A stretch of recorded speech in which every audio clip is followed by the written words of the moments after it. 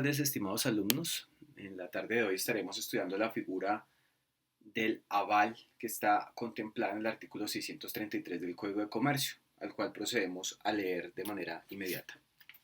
Artículo 633. Mediante el aval se garantiza en todo o en parte el pago de un título valor. Nosotros, como vemos a partir de esta definición que trae el Código de Comercio, pues encontramos lo primero es que es una garantía de orden legal, es decir, una garantía que está incorporada en la ley. Y esta garantía sirve para el cumplimiento de obligaciones que están incorporadas en títulos valores. Y eso, como lo veremos más adelante, quiere decir que no puede usar el aval en ningún otro tipo de operación que no sea de títulos valores. Ahora bien, el aval tiene unas características que analizaremos y son objetiva, autónoma, típica cambiaria, y abstracta. En ese orden de ideas y en ese orden que se ha planteado, analizaremos cada una de estas características.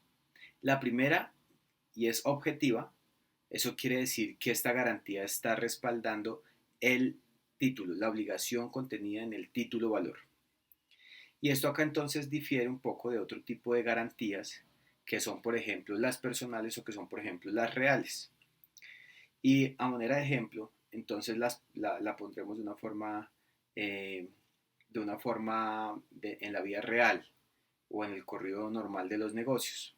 Cuando hablamos de una garantía real, esta garantía puede extenderse a una o varias obligaciones y los montos pueden extenderse en uno o hasta el tope garantizado. Ejemplo, yo puedo entonces suscribir una garantía real, la cual está respaldada por un inmueble.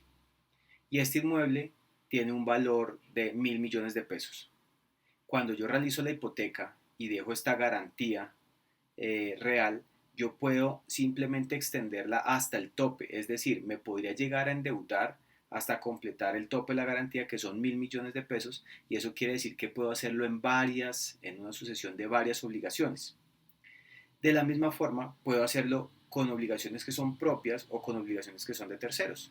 Entonces, si hablamos de una garantía de este tipo, una garantía real, pues sencillamente yo lo que puedo hacer es que este bien me va a servir para garantizar mis obligaciones como deudor, pero también las obligaciones de otros como codeudor, o simplemente las obligaciones de otros sin que yo tuviera algún nexo con la obligación.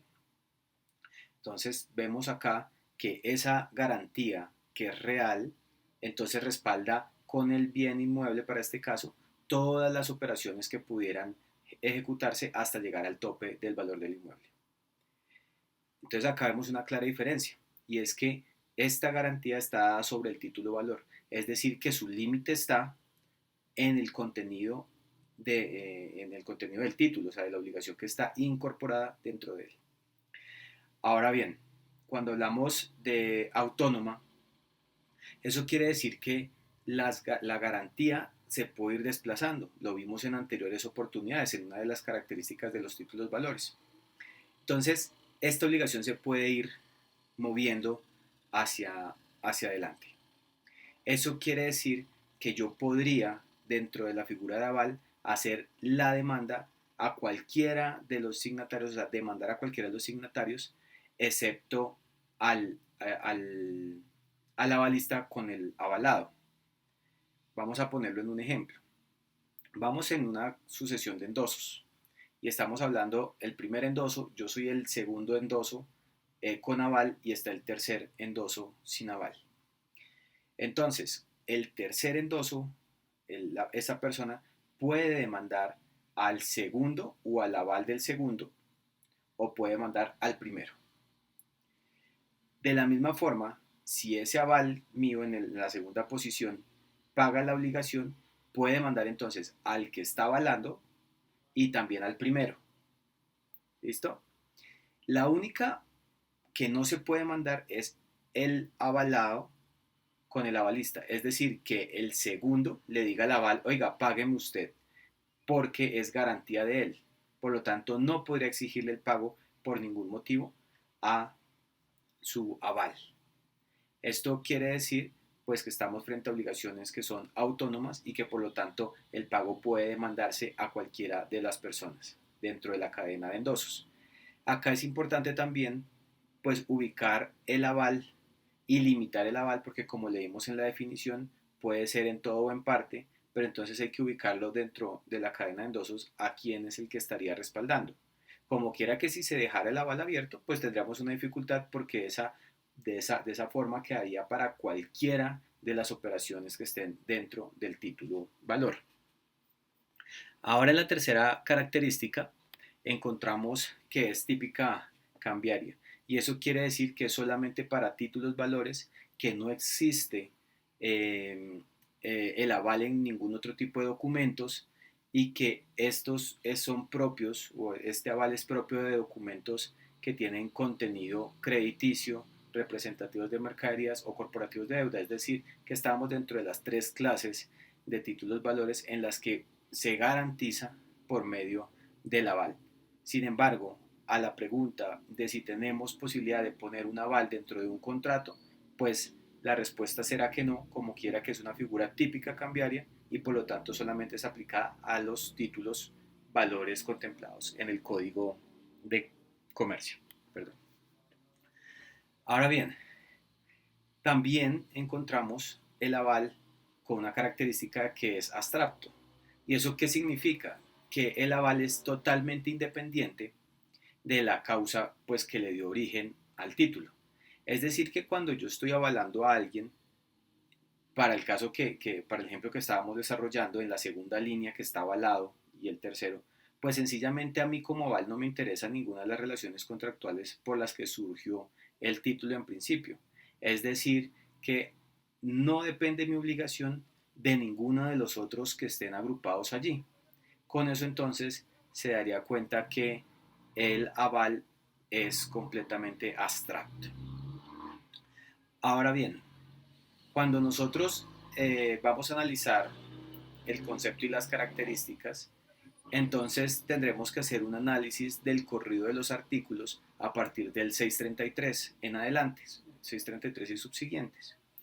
Y tendremos entonces que decir que no existe un concepto como tal del aval, simplemente tenemos la definición que nos trae el artículo 633 y lo que podríamos nosotros determinar a partir de esa lectura inicial de ese 633 y los subsiguientes es que el aval es un acto jurídico unilateral. Y eso lo vamos a encontrar en el 634. También vemos que en virtud de ese acto, entonces una o varias personas garantizan de forma objetiva, de una forma pura y simple, de una forma escrituraria, es decir, que esté en el título valor escrito, sin condiciones, de una forma total o parcial, mediante la firma, el pago de una obligación de una persona determinada o no vinculada dentro del título. Entonces, retomemos este concepto que nace a partir del 633.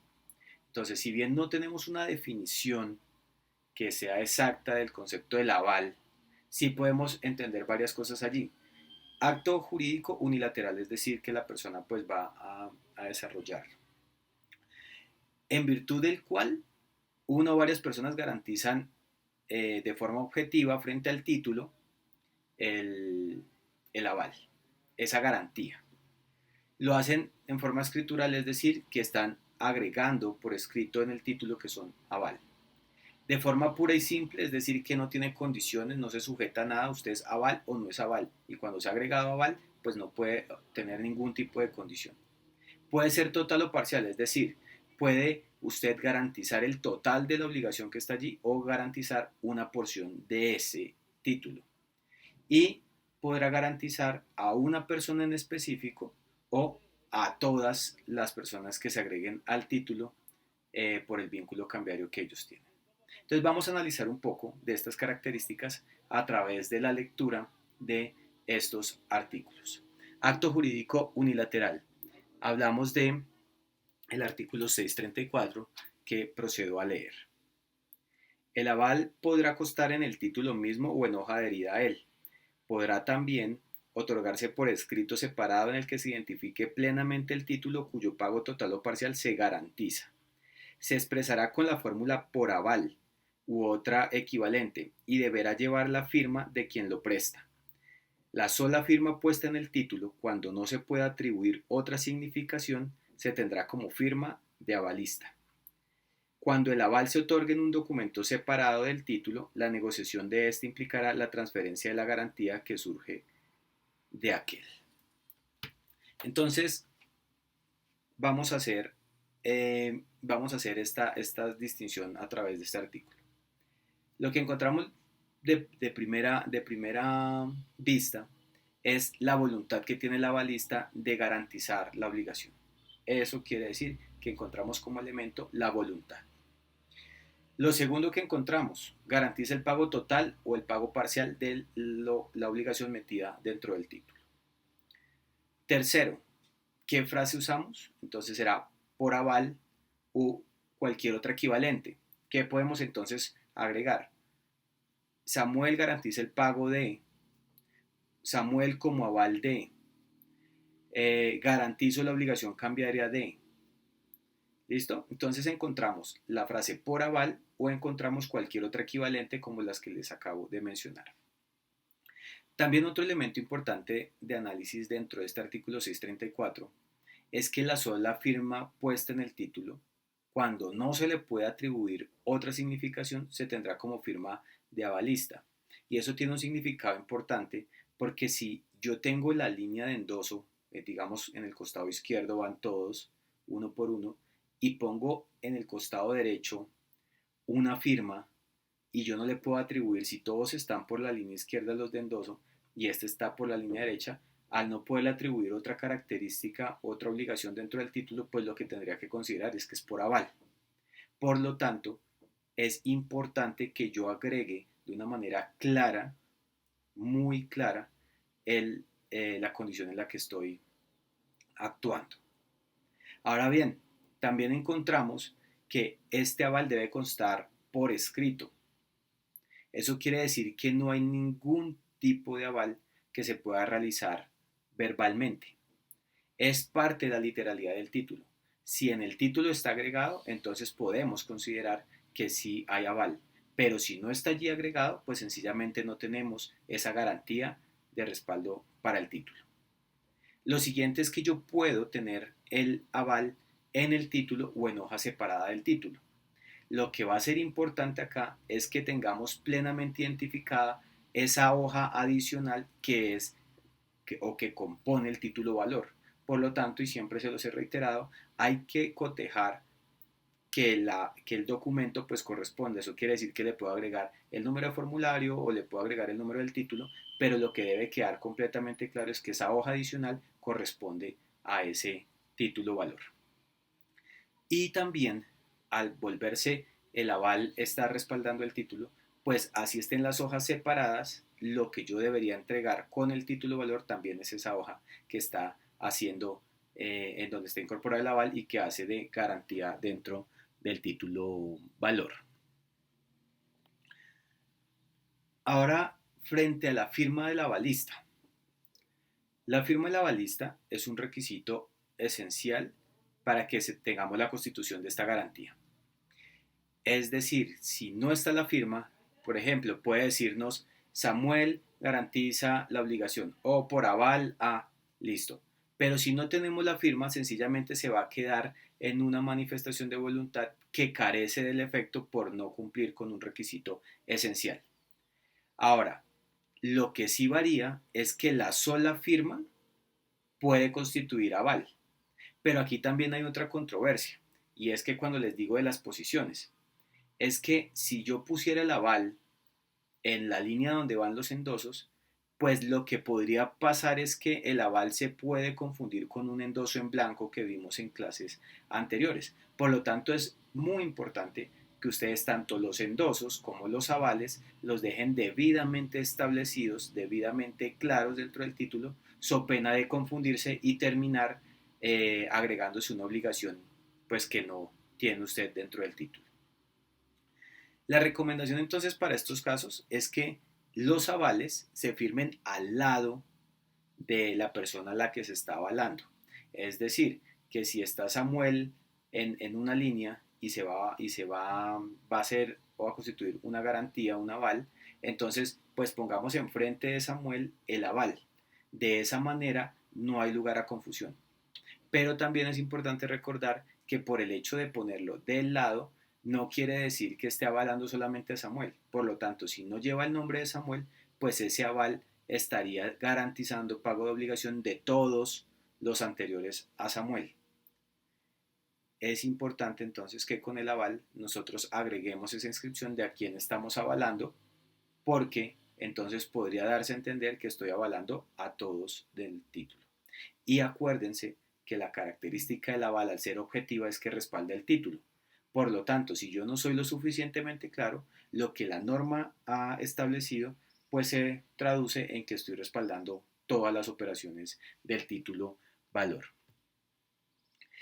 Entonces, cuando hablamos de indicar el nombre del avalado, artículo 637, voy a leerlo, el aval debe indicarse, en el aval debe indicarse la persona avalada, a falta de indicación quedará garantizadas las obligaciones de todas las partes dentro del título.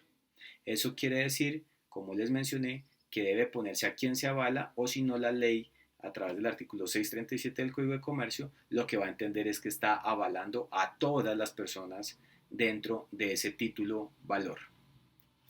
Ahora, partiendo de donde yo lo estoy agregando, pues lo que yo podría llegar a determinar es que estoy avalando una parte de ellos, ¿no? Si yo la pongo en la mitad, pues eso haría entender que estoy avalando las operaciones de la mitad hacia atrás. Pero si la pongo al final, pues eso haría entender que estoy avalando a todos. Por lo tanto, es de gran responsabilidad que el aval se ponga y se escriba de la manera adecuada. Por lo que yo los llamo a que realicen en sus domicilios unas prácticas de la escrituración de la literalidad del aval para que quede de una forma bien hecha. Ahora bien, cuando hablamos de el requisito debe ser puro y simple, entonces lo que tenemos que entender es que es sin condición. O sea, no podría yo poner Samuel avala a simplemente con el hecho de si llueve o solamente avala si tiene un hijo en el futuro o si lo retiran de la empresa o si sucede una circunstancia, alguna calamidad.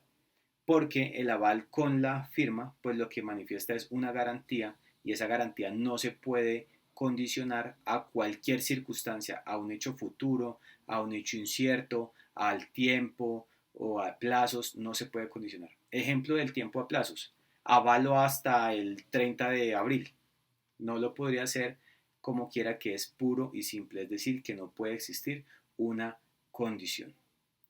Pero eso es diferente a que puedo hacer un aval que garantice un pago parcial. Eso traduce en que yo garantizo parcialmente. Ejemplo, el título es de 100 millones de pesos.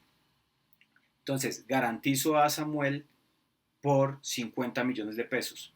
Y eso lo que permitirá es que en el momento en el que persigan esa obligación, pues simplemente lleguen hasta ese tope de lo que le corresponde pagar a Samuel.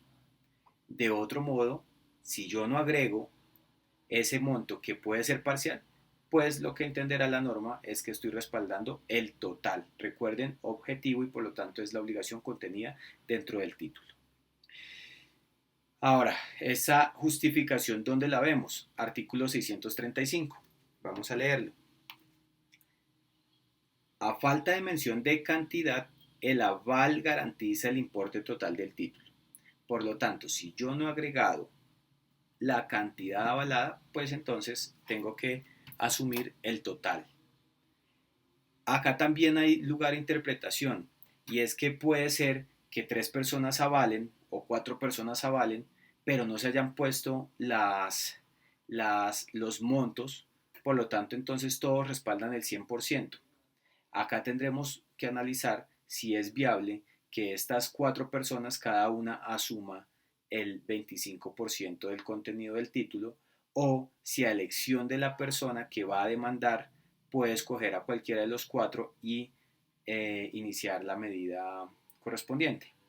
Para el efecto es claro que si estamos respaldando el título, entonces fácilmente se puede escoger a cualquiera de ellos para que pague el 100% del título y este a su vez podrá repetir en contra de todos en la cadena de endosos hacia atrás, empezando por la persona que avaló. Por lo tanto, si llegara a pagar el aval, digamos, si llega a pagar mi aval, pues sencillamente él puede repetir contra mí o los que están detrás de mí.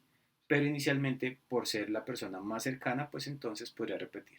Y eso también quiere decir que si llega a pagar mi aval, pues entonces el aval puede hacerse con el título y ese título cuando lo recibe y le ha sido endosado, pues le permite proseguir con la demanda frente a mí. ¿Qué sucede si garantizamos un título que ya tiene un abono? Es decir, el título era por 100 millones, el título tiene unos abonos de hasta 50 millones y posterior de esos abonos entro yo a hacer aval. Entonces lo que deberemos entender si no agregamos un monto es que avalamos el total hasta los abonos, es decir, que avalamos para este caso 50 millones de pesos, como quiera que los otros 50 millones de pesos ya han sido pagados al acreedor. Ahora, hay una parte que acá genera controversias porque es posible que yo esté avalando un 50% nomás del título, pero cuando yo pago ese 50% de aval de ese título, pues el otro 50% todavía no se ha pagado. Eso quiere decir que el acreedor no me va a entregar el título a mí, sino que lo va a conservar hasta que pueda cobrar el 100%. Y esto es una dificultad grande porque si yo realizo el pago hoy, pues lo que yo debería hacer es poder agregar, poder recoger el título e impulsar una demanda. Entonces aquí, como yo no tengo el título, pues todavía no tengo el derecho, la dificultad se va a dar es porque yo pagaré la obligación correspondiente por ser aval, pero tendré que esperar hasta que llegue el momento de la demanda para poder hacerme parte de ella. Y frente a eso, lo único que yo podría plantear como una excepción es que yo ya pagué en virtud del aval al que me había comprometido o en la garantía que yo me volví. Cuando estemos en el proceso jurídico, lo que va a suceder es que demandan y yo estoy como aval, entonces también me van a demandar a mí. Yo pondré la excepción de pago, pero recuerden que en virtud de la literalidad, ese pago que yo di en razón a ser aval, tengo que agregarlo dentro del título, de manera que pueda excepcionar en debida forma cuando me vengan a perseguir a cobrarme nuevamente, porque ya he cumplido la obligación que adquirí como aval dentro de ese título. Luego de eso, cuando yo ya tenga el título valor, cuando se discuta en el proceso, cuando se acabe esa controversia, el juez procederá a entregármelo, aunque acá tenemos diferencias que hemos analizado en clase, el juez procederá a entregármelo y yo procederé a demandar la cadena de endosos para atrás. Aunque también puede haber otros pagos de otras personas y por lo tanto tendremos que aplicar otras reglas para ver quién entonces podría conservar el título e ir a demandar o si todos conservamos el título vamos a demandar o en qué forma se ejecuta. Aunque esto ya lo vimos en clases anteriores. Veamos efectos del aval. Efectos del aval. Entonces, es el contenido de estos artículos que hemos analizado. El efecto del aval. Primero, se obliga con el pago total o con el pago parcial de la obligación contenida en el título. Segundo, a falta de nombre a quien está garantizando, garantiza a todos, porque recuerden que estamos hablando que el aval es objetivo, es decir, frente al título. A todos los del título entonces. Tercero, tiene los mismos efectos de prescripciones y de caducidades. Eso lo veremos más adelante, pero quiere decir que le podemos aplicar el artículo 730, el 790, el 791, el 729 frente a esos efectos de prescripciones y de caducidades que le aplicarían a ese aval. La cuarta, si se avala a un endosante sin responsabilidad, como habíamos visto en la anterior sesión, pues no tiene ningún tipo de efecto el aval, pierde completamente su eficacia. Entonces retomo un poquito de esa clase.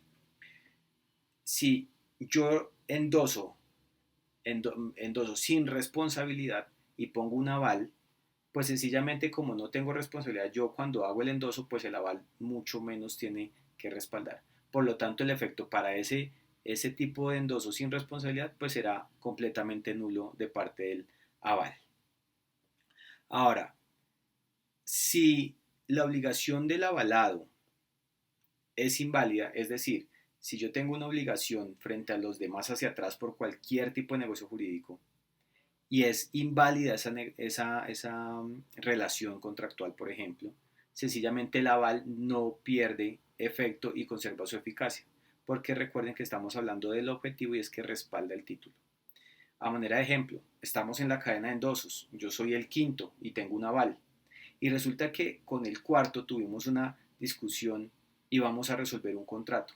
Eso es diferente todo ese negocio y el aval entonces conserva todos sus efectos del pago del título. Por lo tanto, si nosotros nos vamos a discutir el proceso en un debate contractual, pues sencillamente puede, por otro lado, ejecutarse el título y llamarlo a mí como aval porque no pierde la eficacia por el hecho de estar una obligación diferente discutida en un proceso jurídico. En caso de pago del avalista, el avalista puede repetir contra cualquiera de los signatarios anteriores, contra cualquiera. Es decir, que si estamos de quintos en la línea y el aval me está respaldando y ese aval paga la obligación, me puede cobrar a mí, al cuarto, al tercero, al segundo, al primero, a cualquiera que escoja para que le paguemos el dinero como quiera que él fue la garantía del título. Ahora, los endosantes posteriores, si estamos acá de quintas, el aval no los puede perseguir, ellos ya quedaron libres dentro del título. Y otro ejemplo de esto podría darse. Entonces, estamos de quintos y acá enfrente tenemos el aval. Y este aval toma la decisión para no meterse en problemas de pagar la obligación del título. Y acá hay 6, 7, 8, 9, hay muchos más adelante. Cuando el aval paga, lo que hace es que puede cobrar a partir del quinto para atrás, o sea, al quinto, al cuarto, al tercero, al segundo, pero ha liberado de pago al sexto, al séptimo, al octavo, al noveno, al décimo y a todos los demás. Por lo tanto, este también sería un efecto del aval. Al perder la posibilidad de cobrar hacia adelante, simplemente cobra hacia atrás, dejando libres a los que estén en la cadena hacia el futuro. Puede cobrar intereses de plazo y puede cobrar intereses de mora. Eso quiere decir que el aval, al haber hecho el pago, pues entonces recoge esas obligaciones y puede ejecutarlas posteriormente haciendo el cobro hacia atrás respectivo de intereses de plazos o intereses de mora. Si se avala solamente al suscriptor del título, pues es claro que yo no puedo hacia ninguna otra persona repetir. Es decir, que el aval del suscriptor pues solamente repite contra el suscriptor porque no tiene la posibilidad de hacerlo hacia adelante. Por otro lado, si son varios avalistas, entonces aplicamos la solidaridad que está contemplada en el artículo 632, que voy a proceder a leer la norma, 632 del Código de Comercio.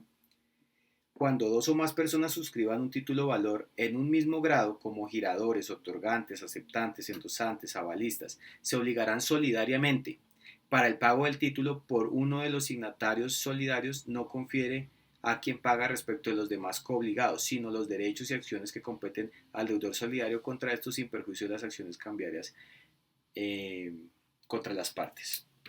Entonces, como yo les expliqué, pues sencillamente aplicaría si nosotros tenemos varios avalistas y avalan el total del título, pues aplicará la solidaridad al haber quedado todos los avalistas en el mismo nivel y por lo tanto podrían demandarse a ellos y cada uno realizar el pago de esta manera.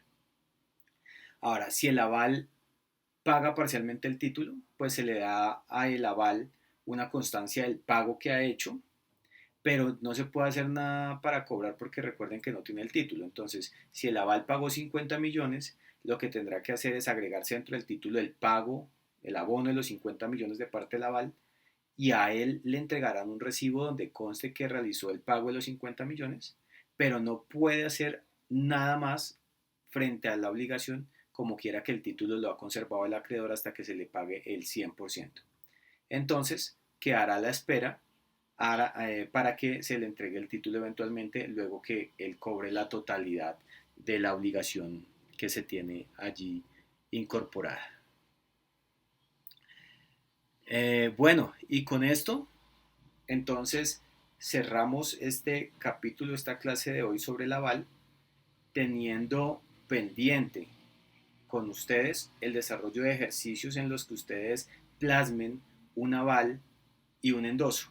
De esta manera podemos ver si ha quedado completamente clara estas dos clases que son muy importantes en nuestra materia de títulos valores.